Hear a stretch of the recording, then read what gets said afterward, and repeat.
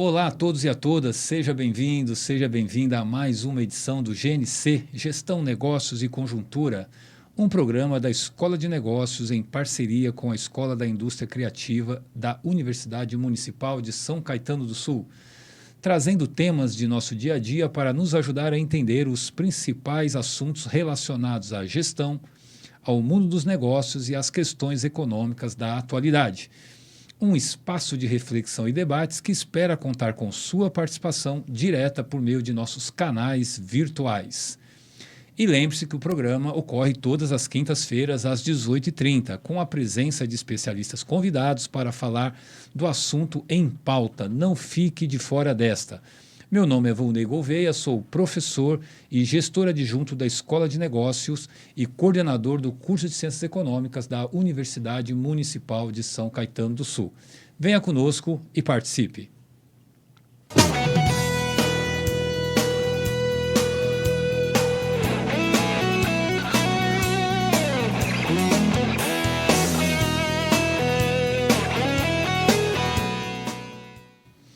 E no programa de hoje falaremos sobre inflação, um fenômeno que ataca diretamente a renda das pessoas. No último mês de março, a inflação medida pelo IPCA, Índice de Preço ao Consumidor Amplo, bateu recorde histórico, foi a maior dos últimos 28 anos. Para falar sobre este assunto, temos aqui a presença do professor doutor Lúcio Freitas. Professor, seja muito bem-vindo ao programa. Prazer estar aqui contigo e poder falar para a nossa audiência, falar para os alunos e os colegas da USCS. É uma felicidade. Muito bem. Professor, de que forma a inflação atinge as finanças pessoais e as finanças das empresas? Então, a inflação é o aumento de preços, né? Quando você tem um aumento generalizado de preços, disse que você tem inflação. Isso a gente sente no bolso porque o nosso poder aquisitivo diminui, né? Então, a gente como consumidor, a gente perde poder de compra. Você vai ao mercado e o seu salário compra menos bens ou serviços do que comprava antes, né? Se você pegar a inflação acumulada aí nos últimos 12 meses, por exemplo, ela bateu em mais de 10%. Né? Então, fiquemos em 10%. Uma família que ganha R$3.000, ela viu desaparecer do seu orçamento R$300 nesse último ano. Né? Então, a inflação é dura. E para as empresas, como é que essa inflação atinge as empresas? As empresas são atingidas primeiro de modo diferenciado entre elas, né? Uma grande empresa é atingida de uma forma diferente de uma pequena empresa. A grande empresa ela tem mais condições de repassar aumentos de preços para os seus produtos, diferentemente de uma empresa pequena, né? Mas ambas são atingidas, especialmente porque a inflação, e a inflação mais alta, 2 dígitos, como a gente tem visto, ela começa a afetar o cálculo econômico, começa a ficar difícil para a empresa projetar o futuro dela. Ela não sabe qual vai ser o preço que ela vai cobrar daqui a um ano, daqui a 6 meses, e, portanto, como ela vai projetar a demanda e como ela vai fazer investimentos, né? Então, se ela deixa de fazer investimento, a economia toda desacelera, cresce menos e as próprias empresas vão sofrer por esse crescimento menor, né? Então, tem dois fenômenos aí, né? Primeiro é que as empresas sofrem com a inflação porque os insumos que elas compram sofrem um aumento de preço e, ao mesmo tempo, elas majoram os seus preços, o que vai impactar no consumidor final. Então, o consumidor é atingido de duas maneiras, de uma maneira direta e uma maneira indireta. Ele é atingido duplamente, exatamente. E eu diria, entre os consumidores também a inflação não atinge a todos de maneira igual, não, né? Há aqueles que conseguem se proteger um pouco melhor da inflação, por exemplo, quem tem uma poupança pode investir em algum título que cubra a inflação, né? Já quem não tem condições de poupar, ele gasta tudo em consumo e os preços subiram. Então, será mais atingido, portanto, pela inflação, né?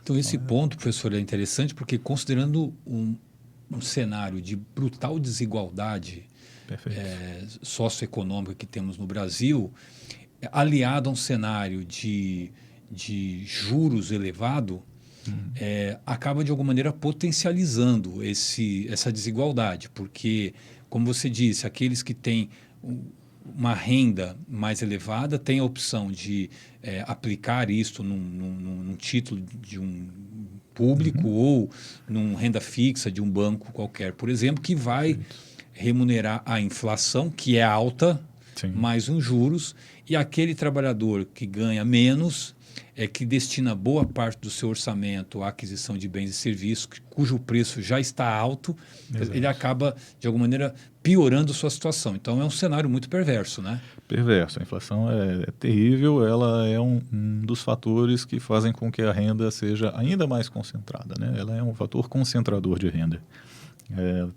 O juro alto é um remédio amargo para combater a inflação, né? Você aumenta o juro para segurar um pouco a demanda, segurar o consumo. É perverso porque isso cria também o desemprego, mas é o remédio amargo para controlar a inflação. Professor, a gente observa aí na mídia, de forma geral, a divulgação de muitos índices, né? Então, é o INPC, é o IPC, é o IGP, é o INCC. Por qual razão se usa tantos índices de medição da inflação? Olha, Valnir, eu diria que há duas razões básicas, né?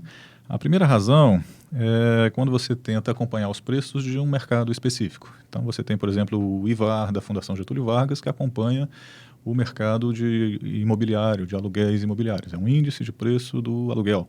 Você tem índice de preço da construção civil. Então, você está acompanhando mercados específicos, né? Você tem o índice geral de preço de mercado, o IGPM, que acompanha os preços em geral. E você tem como o IPCA, que é a inflação oficial, o índice de preços ao consumidor amplo, né? Então, você está olhando a inflação pro consumidor, no bolso do consumidor, né? Então, essa é a primeira razão para você ter diferentes índices, são os diferentes mercados, né? Quando a gente fala aqui da inflação, que atinge o consumidor, a gente está falando dessa do IPCA, por exemplo, que atinge o consumidor. A segunda razão são as diferenças metodológicas, né? Então, o IPCA tem uma metodologia, um modo de ser calculado, de ser estimado. O IPC tem uma outra maneira. O IPC também é Índice de Preço ao Consumidor, da Fundação Getúlio Vargas. Tem uma outra metodologia, um pouco diferente de ser estimado. Então, são essas duas razões, basicamente. Eu coloquei no início do programa que a inflação divulgada recentemente, relativa ao mês de março, foi a maior da história do Brasil, dos últimos 28 anos. Quais fatores explicam essencialmente essa anormalidade inflacionária? Perfeito. Ela foi a maior inflação para um mês de março desde 1994. E em março de 94 não era nem o real ainda, né? Estou entregando a idade aqui, mas enfim. Era ainda o cruzeiro, né? O real entrou em junho daquele ano de 94. O que explica esse IPCA? Primeiro, vamos ao número. Ele foi de 1,64 no mês de março. Se você considerar que a meta de inflação é de 3,5 para esse ano, o Banco Central pretendia que a nossa inflação fosse só até 3,5, em um mês você chegou mais da metade da meta. Né? Ou mais da metade não, quase a metade da meta. Então, assim, a meta subiu no telhado, digamos assim. Agora, por quê? Por que esse índice foi alto? Você tem uma somatória aí de fatores, né? Você tem, primeiro, a desarticulação das cadeias produtivas, que vem na sequência da pandemia, né? Quando vem a pandemia, muitos setores pararam de produzir, né? Suspenderam a produção e as cadeias produtivas foram desarticuladas ali nesse momento, né? Nessa paralisia. Quando elas voltam a produzir, quando a demanda também volta com um perfil diferente, porque as pessoas ficaram mais tempo em casa, por exemplo, passaram a demandar mais bens do que serviços, né? Os serviços demorou a voltar porque o vírus ainda estava e ainda está aí, né? Então, os serviços voltaram mais lentamente, as pessoas passaram a demandar mais bens. Então, esse deslocamento da demanda fez aumentar o preço de bens. Então, você tem esses dois fatores já, desarticulação das cadeias produtivas, a mudança no perfil da demanda, de serviços para bens. E um terceiro fator, que é a guerra na Ucrânia, né? A guerra na Ucrânia aumentou bastante o preço dos alimentos e o preço do combustível, do petróleo, né? Porque a Rússia é o terceiro maior produtor mundial de petróleo, então o preço do petróleo subiu, bateu 115 dólares, hoje está ali na casa de 110. A Ucrânia é um grande produtor de trigo e também de milho. Então, esses dois alimentos é um choque de oferta clássico, né? Você diminui a produção desses itens e menor oferta, dada a demanda, o preço sobe. Né? O Brasil tem um histórico de inflação elevada, né? Pelo menos ali até 1994. Eu me recordo que naquele ano de 1993, a inflação no Brasil bateu 2.500% ao ano, quando se utilizava-se de alguns índices de preço, o que era algo absolutamente excepcional. Naquele período, basicamente, o que explicava essa inflação era essa chamada inflação de demanda, essa demanda que você citou aí agora. Então, você tinha ali um componente do governo, que emitia moeda e etc. E, atualmente, esta inflação que está aí aparentemente fora do controle tem mais a ver com oferta. Então, a gente pode dizer que não estamos cometendo os mesmos erros. Não, são pecados novos o que nos atingiram agora. Né? Essa é uma inflação típica de custos, né? Uma inflação que vem pelo lado da oferta, porque a produção de milho e de trigo evidentemente caíram em função do que está acontecendo na Ucrânia, e as sanções todas contra a Rússia implicaram uma diminuição também na oferta de petróleo, né? Então isso faz aumentar o custo, né? Aí a gasolina aqui fica mais cara, os alimentos ficam mais caros, e você começa a migrar, fala, bom, subiu o preço do trigo, eu vou comprar o substituto. Bom, aí vai aumentar a demanda do substituto, ele vai ficar mais caro, né? Então, você teve, nesse último índice de março que você mencionou, você teve um espalhamento da inflação por vários setores da economia. Esse ajuste E na sua avaliação isso é conjuntural?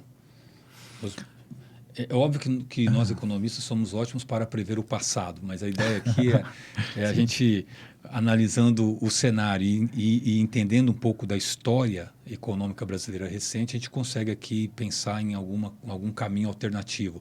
A sua leitura a partir dos dados e a partir desse diagnóstico que você faz, não há razão para se temer um descontrole inflacionário no Brasil, por exemplo? Eu acho que sempre há razão para a gente temer um descontrole inflacionário. A gente tem uma memória inflacionária razoável, né? Muita indexação, né? Quando você se depara com a inflação, você tenta, se você é um produtor, um vendedor, você tenta não ficar muito atrás dela. Então você já aumenta o seu preço, né? O outro vai e aumenta defensivamente. Fala, bom, se a inflação vai ser 5, eu vou aumentar 6. Então isso tudo vai fazendo com que a inflação persista, né? Então a gente tem que debelar, tem que ir em cima e tem que combatê-la com força, enfim. Nós podemos dizer que cortar a inflação e cortar as unhas devem ser feitos de maneira recorrente pelas mesmas razões, né? Perfeitamente.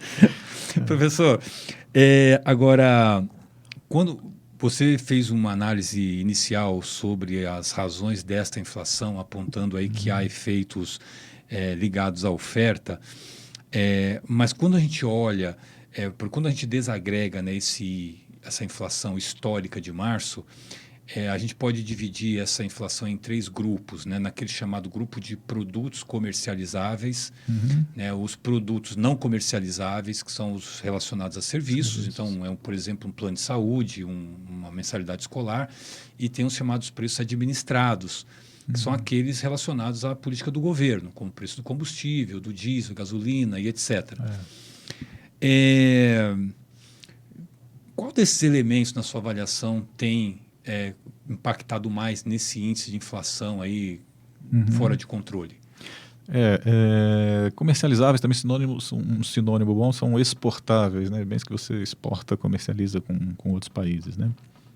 A gente teve, dentre os grupos de produtos que compõem a inflação, a gente teve um aumento grande no setor de transportes, isso impactado pelos combustíveis e pelo aumento de passagens aéreas e passagens terrestres também. E também o preço dos veículos, que tem subido em função da falta de semicondutores, né? Eu dizia lá atrás que o perfil da demanda mudou de serviços para bens. Você começou a comprar mais bens e os bens, hoje em dia, tudo tem tecnologia, tudo tem semicondutor ali dentro. Então, a demanda de semicondutor cresceu muito.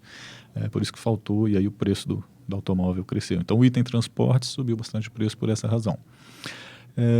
O combustível, em particular, é um preço administrado, né? Já que é um preço que a Petrobras controla, né? No entanto, a Petrobras hoje, ela adota uma política que é uma política pró-maximização do retorno para o acionista, digamos assim, né? Então, ela evita controles de preços, né? E dessa forma ela repassa tudo que é aumento de preço do petróleo, ela repassa automaticamente para o preço do combustível, e nós, consumidores, encaramos isso, né? Eu acho que é discutível isso, se a Petrobras não deveria ter um olhar um pouco mais social, né?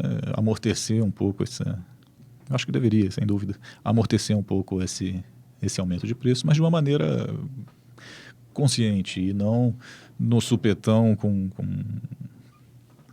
em função de pressões variadas. Você fez uma referência aos semicondutores, né? E de fato houve essa desarticulação da cadeia de produção, né? No mercado internacional, impulsionado aí pela pandemia, de um lado, e do outro um aumento da demanda por produtos, né, eletroeletrônicos, por exemplo, então você teve de um lado um impacto na oferta que diminuiu, e do outro lado o impacto da demanda que aumentou. Exato. Né? E com o agravante que hoje em dia esses semicondutores são produzidos na China, e a China às vezes faz um lockdown aqui, um lockdown ali, atrasa a entrega de semicondutores, então é uma situação complicada. Então, assim, você tem esse impacto do preço dos combustíveis, que é um preço administrado, enfim. Ainda nos administrados, no ano passado a gente teve um aumento de preço de energia, porque choveu pouco, ficou difícil produzir energia pela via hidrelétrica. Esse ano não, esse ano a energia está comportada, está baixando de preço, né? Nesse mês de março ela não impactou tanto. E você teve o aumento do preço dos alimentos, né? Então são bens exportáveis, são bens comercializáveis. Os serviços não são o vilão da inflação nessa oportunidade, não. Professor Lúcio Freitas aqui conosco no programa GNC, falando sobre o fenômeno da inflação no Brasil. Vamos então para um rápido intervalo e voltamos em 1 minuto.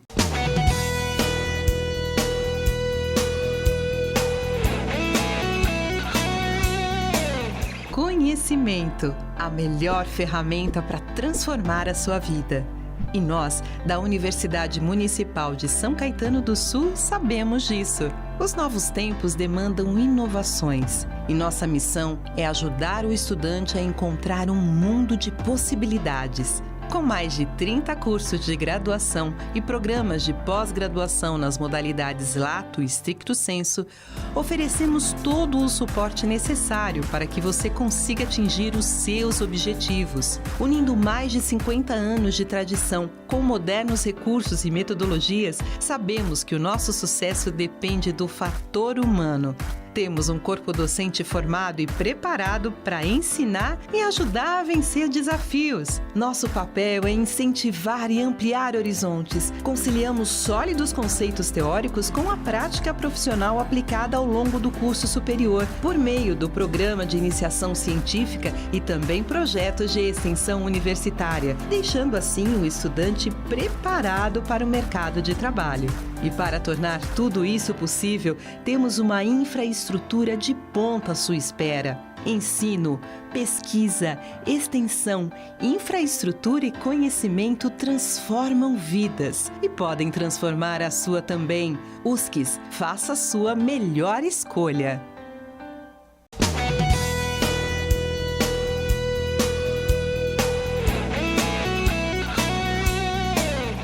E dando continuidade ao nosso programa de hoje, seguimos falando do tema inflação e como ela impacta na vida das pessoas e dos agentes econômicos em geral. Hoje, com a presença aqui do professor Dr. Lúcio Freitas. Professor, o Brasil adota o chamado regime de metas de inflação desde 1999. O que é esse regime e por que ele continua sendo adotado até hoje no Brasil?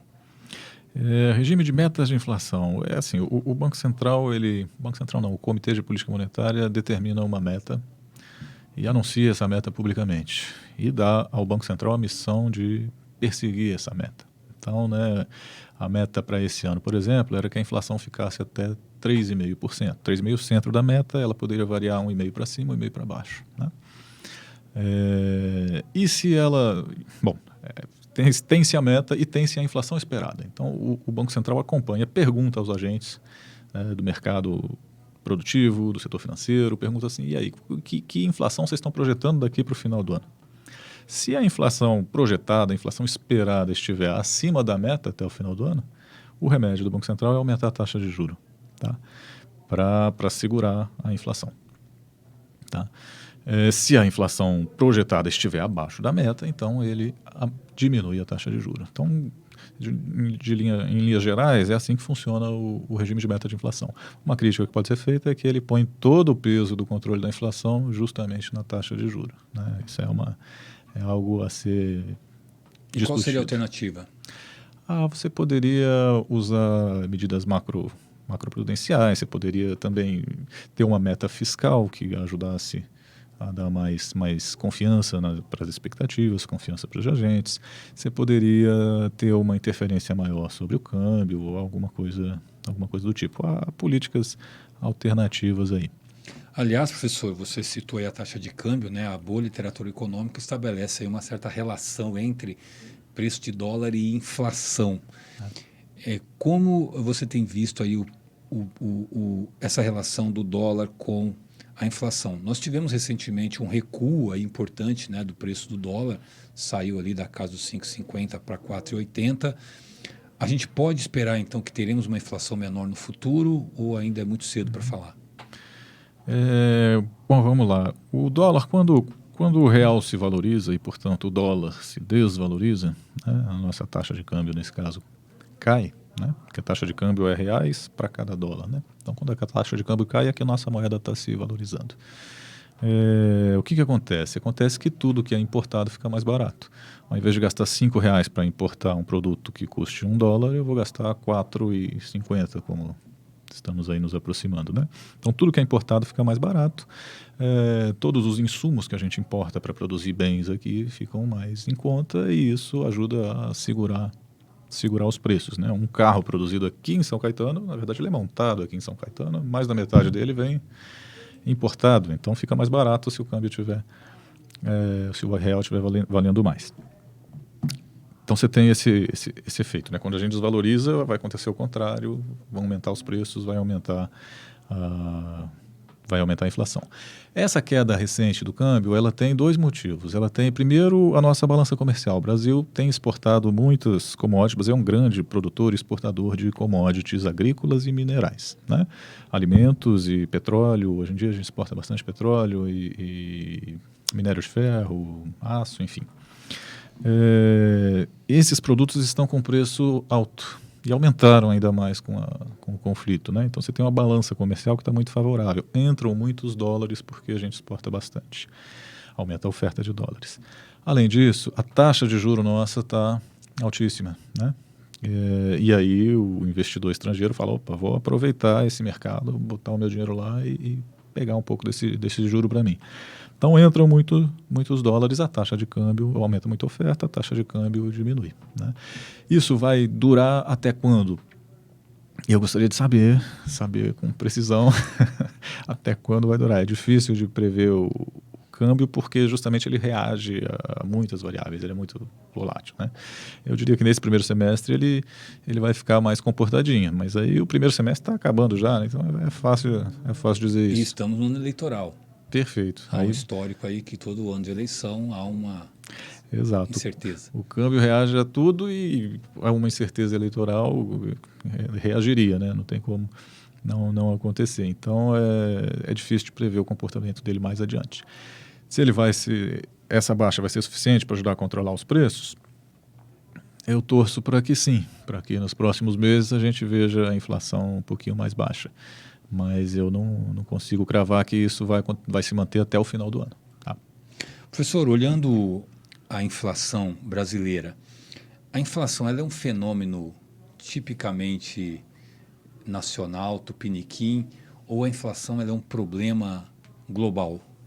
Não, a inflação ela é um problema mundial. Todas as economias estão sujeitas à inflação, né? Eu estava vendo um dado hoje da economia americana.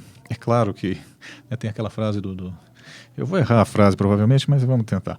Do Dostoiévski, que as famílias felizes são muito parecidas e as infelizes são infelizes, cada uma à sua maneira, né? Então, a inflação atinge os países, cada um à sua maneira, né? Eu vi o dado hoje da inflação americana, ela está em 7%, acumulada em 12 meses, ela está em 7% ao ano, é a maior em 40 anos. 7%. A nossa ano passado foi 10% e já vivemos períodos de 2.000% de inflação, como você mencionou há pouco. Então, assim, é um fenômeno que atinge a todos, mas atinge de forma diferenciada as economias, né? A gente, numa economia como a nossa, emergente, ainda não temos a produtividade de outros países, a gente acaba sendo afetado mais gravemente. E também não temos a moeda forte como outros países, uma moeda aceita internacionalmente, a gente precisa converter tudo em dólar, então de repente falta $1 aqui, $1 ali, a inflação vai Aliás, subir. professor, em relação ao uso do dólar, por que não usarmos uma moeda do Mercosul, né? E aí é um tema para um outro programa, né? Para a gente falar sobre integração monetária, integração regional. Mas, professor, para finalizar, como você avalia a ação do Banco Central brasileiro no combate à inflação e de que forma essa atuação do Banco Central pode beneficiar ou prejudicar as empresas e os consumidores? Vamos lá. Hoje, olhando em retrospectiva, né, você vê assim, a inflação no passado foi 10, quando a meta era metade disso, né? Então você fala, olhando em retrospectiva, é fácil dizer que o Banco Central não cumpriu a meta. Esse ano, de novo, dificilmente ele vai cumprir. Então você vai falar, pô, o Banco Central agiu mal. Por outro lado, nos colocando, retroagindo no tempo e nos colocando ali no período da pandemia, o susto que todo mundo levou, né, o Banco Central naquela ocasião baixou a taxa de juros. Baixou corajosamente, baixou a 2%, é a menor taxa de juros que a gente experimentou em muito tempo. Então eu não cravaria que ele errou, assim, até porque uma inflação que vem pelo lado dos custos, ela é mais difícil mesmo de ser debelada, né? É mais difícil de ser controlada. Subiram os preços dos automóveis. Será que aumentar juro controla preço de automóvel? Era uma questão de semicondutores. Então, né? A que ponto teria que chegar a taxa de juros para que o Banco Central tivesse mais sucesso no controle da inflação, né? Então, eu estou sendo bem condescendente, eu acho, com o Banco Central, né? Muito bem. Presença do professor Dr. Lúcio Freitas explicando de forma simples e didática o fenômeno da inflação. Você tem alguma dúvida, quer dar alguma sugestão de tema, gostaria de interagir com os nossos convidados? Não deixe de acessar nossos canais e registrar a sua participação. Lembramos que todos os temas tratados aqui são discutidos nos cursos da Escola de Negócios. Acesse os mais de 10 cursos das áreas de administração, economia e contabilidade. Venha fazer parte de nossa universidade. O programa Gestão, Negócios e Conjuntura fica por aqui e já antecipamos o convite para o próximo programa. Falaremos sobre mercado de trabalho e como ele tem se comportado nos últimos meses. E venha conosco, esteja conosco, é sempre bom tê-lo por aqui. Tchau!